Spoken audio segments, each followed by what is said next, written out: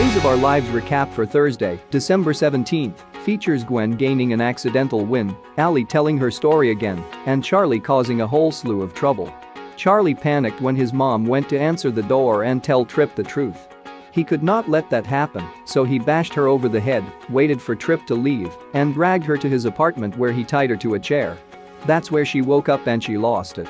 In the square, Steve had a chat with Allie. He questioned her memories of the London attack. Was she sure it was really Trip? Allie said she was sure, but he was not convinced. Meanwhile, Trip gave up knocking and went back to his dad's.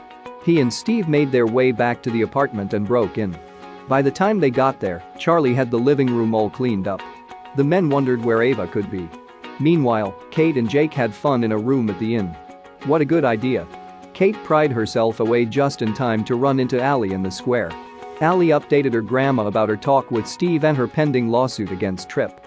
At the same time, Jen was moping around at Julie's house. She worried Kate was in the hotel room with Jack. Who else could she be sleeping with that had a J name? Julie tried to talk her down, but it did no good. Also on high alert was Chad, all thanks to Gwen. She knew Abigail was working late, but she made Chad suspect Abigail was with Jake. Chad fell for it hook, line, and sinker. The duo just happened to walk into a very innocent scene where Abigail was explaining Chad's suspicions to Jake, and they agreed to not be alone together for the sake of her marriage.